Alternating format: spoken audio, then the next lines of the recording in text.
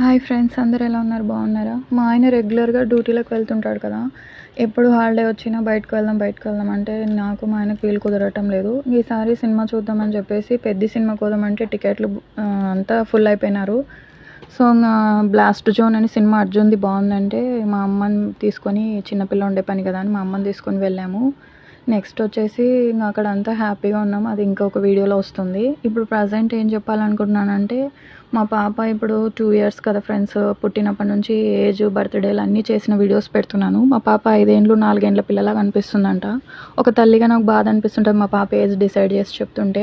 వాళ్ళ పిల్లలు మెచ్యూరిటీ లేదనో, వాళ్ళ జీన్స్ వాళ్ళది ఎట్లున్నా నేను పేర్లు పెట్టట్లేదు. మీ పిల్లలు అట్లున్నారు, మీ ఏజ్ ఇంత పొట్టిగా ఉన్నారు అని చెప్పట్లేదా. నా పిల్లని అంటుంటే కొంచెం బాధ అనిపిస్తుంది. నేను తల్లిని, నా బిడ్డ ఉంటుంది కదా, మెదడు పెట్టి ఆలోచించండి.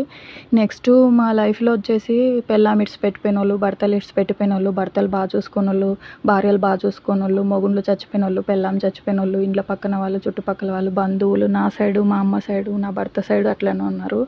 అందరు కలిసి మా మీద పడి ఏడుస్తున్నారనమాట. కొంతమంది ₹1,00,00,000 ఉన్న పొలంలు, ఇండ్లు అమ్ముకొని తాగి తందనాలాడి జల్సాలు చేసి ఇండ్లు స్థలాలు అన్నీ పోగొట్టుకొని గుళ్ళు అయిపోయి బీదోళ్ళు అయిపోయే లెక్క అయిపోయింటారు.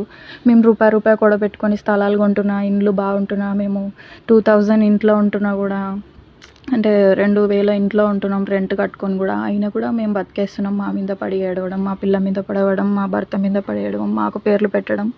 ఒకసారి మా సిచ్యువేషన్లో ఆలోచించండి ఫ్రెండ్స్. మంచి వాళ్ళు ఉంటే మాకు అంత ఉంటున్నా కూడా మేము ఏదో మనశ్శాంతి కోసం పాపను తీసుకొని ఇంట్లోనే ఉండలేం కదా. మా ఆయనకి హాలిడే వచ్చినప్పుడు డబ్బులు కూడా పెట్టుకొని అట్లా సినిమాలు గుళ్ళకోతుంటే దాన్ని కూడా ఓరలేకున్నారు. ఎందుకంటే వాళ్ళకి పిల్లలు బాగాలేక, భర్తలు బాగాలేక, మొగుళ్ళు చచ్చో, పిల్లలు చచ్చో అది మా తప్పు కాదు కదా. మా మీద ఎందుకు ఏడుస్తున్నారు? మాకన్నా బాగున్నోళ్ళు ఉన్నారు.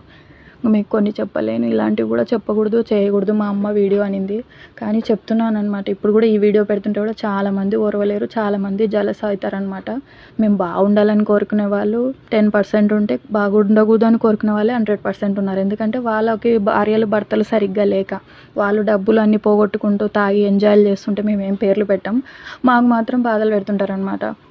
వాళ్ళ పేర్లు కూడా చెప్పలేని పరిస్థితి అనమాట. ఇప్పుడు ఈ వీడియో కూడా జలస్ అవుతారు. మా పిల్ల కోసం, నా భర్త కోసం నేను వెళ్తున్నా అనమాట. నెక్స్ట్ నేను ఎవరితోనన్నా చూసి కూడా గుర్తుపట్టి మాట్లాడకపోతే వాళ్ళు మమ్మల్ని ఏమైనా అని ఉంటారు. మళ్ళీ వాళ్ళకి రెండో ఛాన్స్ ఇవ్వకూడదని మాట్లాడకుండా ఉంటాను. అంతేగాని నాకు భర్త వచ్చాడను, నా భార్యకి భార్యను వచ్చామను, మాకు పిల్ల వచ్చింది, మాకు లైఫ్ వచ్చిందని మేము జలస్తోనో పొగడుతోనే మాట్లాడకుండా అయితే ఉండం. నాకు అమ్మవారు వస్తుంది, మా ఆయనకు అమ్మవారు వస్తుంది కాబట్టి అవతల వాళ్ళు, ఎదుటి వాళ్ళు చెడ్డోళ్ళ, వాళ్ళ వల్ల మాకేమైనా డేంజర్ ఉందా అని కనిపెట్టే శక్తి నాకు ఉందన్నమాట. అందుకని వాళ్ళు ఇలాంటి వాళ్ళని చెప్పి దూరం ఉండి పలకరేయకుండా ఉంటాను. నా భర్తని, నా బిడ్డని సేఫ్గా చూసుకోవాలి కాబట్టి. అంతేగాని వాళ్ళు అందరికి కల్పించి పొగరు అని చెప్తుంటారు.